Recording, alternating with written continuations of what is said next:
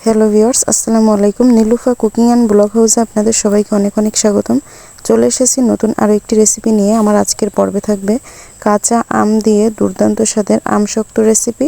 তো প্রথমে আমি এখানে কিছুটা পরিমাণ কাঁচা আম নিয়েছি। প্রথমে এই আমগুলো খোসা ছাড়িয়ে একদম ছোট ছোট করে আমি একটু কেটে নেব। কেটে তারপর খুব সুন্দরভাবে ধুয়ে নিতে হবে। আপনারা চাইলে কিন্তু লবণ পানি দিয়ে কিন্তু কতক্ষণ ভিজিয়ে রাখতে পারেন, তাহলে কিন্তু এর যে কষ ভাবটা থাকে এটা কিন্তু কেটে যাবে। তারপর চুলায় আগে থেকে একটা প্যান বসিয়ে রেখেছিলাম। প্যানের মধ্যে দিয়ে দেব কেটে রাখা আম এবং 1 কাপ পানি। এখানে পানির পরিমাণটা বুঝে দিতে হবে। তারপর ঢাকনা দিয়ে মিডিয়াম টু হাই হিটে রেখে আমি 5 থেকে 7 মিনিটের মতো জাল করে নেব। 5-7 মিনিট পর ঢাকনাটা খুলে একবার দেখে নেব যে কেমন হয়েছে। তো দেখতেই পাচ্ছেন আমি একটু নাড়াচাড়া দিয়ে কিন্তু আমটাকে চেক করে নিচ্ছি, এবং দেখলেও কিন্তু বোঝা যাচ্ছে যে একদম কিন্তু 100% সিদ্ধ হয়ে গিয়েছে। এবার আমি পানিটা ছেঁকে নেব। ছেঁকে একটা ছাকনার মাঝে আমগুলো ঢেলে নেব। একটা চামচের সাহায্যে আমগুলোকে আমি একটু গলিয়ে নেওয়ার চেষ্টা করব। আপনারা চাইলে কিন্তু এই পর্যায়ে আমগুলোকে একটু ঠান্ডা করে ব্লেন্ডারে কিন্তু একটা ব্লেন্ড করে নিতে পারেন। আর যদি কারো কাছে ব্লেন্ডার না থাকে তাহলে কিন্তু আমার মতো এরকম ছিদ্রযুক্ত যে কোনো ছাকনার সাহায্যে কিন্তু আমগুলোকে এভাবে একদম ডলে কিন্তু মিহি করে নিতে পারবেন, কোনো প্রকার লাঞ্চ থাকবে না।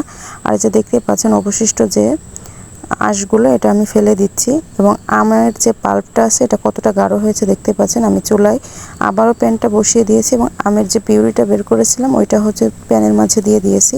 তারপর দিয়ে দিচ্ছি 1/2 কাপ পরিমাণ চিনি, দিয়ে দিচ্ছি 1/2 চা চামচ পরিমাণ চিলি ফ্লেক্স এবং স্বাদমতো লবণ, আর কিছুটা পরিমাণ বিট লবণ দিয়ে দিচ্ছি।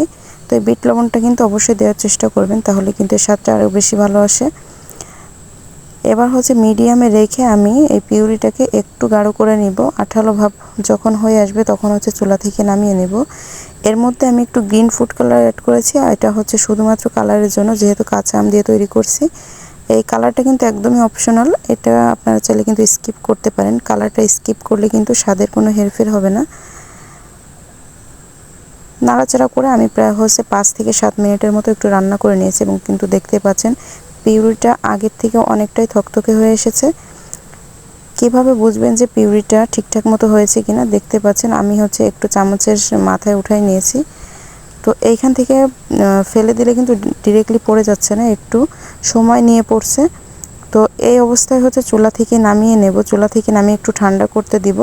এদিকে আমি একটা থালা নিয়েছি, এর মধ্যে কিছুটা পরিমাণ সরিষার তেল দিয়ে দিচ্ছি। তেলটা দিয়ে আমি একটু ব্রাশ করে থালার চারপাশে কিন্তু একটু ভালো করে মেখে নিতে হবে, যাতে করে আমশক্তটা শক্ত হয়ে গেলে যাতে উঠাতে সুবিধা হয়। তারপর এখান থেকে আমের যে পিউরিটা ছিল এটা কিছুটা পরিমাণে এর মধ্যে দিয়ে দিচ্ছি, এবং দিয়ে চামচের সাহায্যে আমি একটু মেলে দিচ্ছি। এরকমটা না করলেও কিন্তু হবে, প্লেটটা ধরে কিন্তু আস্তে একটা ঝাঁকি দিলে কিন্তু একদম সেট হয়ে যাবে। তো এভাবে করে আপনারা কিন্তু ফ্যানের বাতাসে রেখেও শুকাতে পারেন। যারা শহরে থাকেন, রোদে দেওয়ার মতো কোনো পরিবেশ থাকে না, তারা চাইলে ফ্যানের নিচে অথবা গ্যাসের চুলার নিচে রেখে দিলে কিন্তু এটা শক্ত হয়ে যাবে। আর আমি কিন্তু এটা রোদ্রে দিয়েছিলাম প্রায় 2 দিনের মতো। 2 দিনের রোদ্রে কিন্তু একদম শক্ত হয়ে গিয়েছে। তো 2 দিন লাগতো না, যেহেতু মেঘলার সময় আমি আমশক্তটা তৈরি করেছিলাম, এর জন্য 2 দিনের রোদ লেগেছে। তো দেখতে পাচ্ছেন কতটা পারফেক্টভাবে কিন্তু থালা থেকে ছাড়িয়ে এসেছে, এবং আমার যে হাতের উপর রাখছে হাত কিন্তু তলা দিয়ে দেখা যাচ্ছিল একদম স্পষ্টভাবে।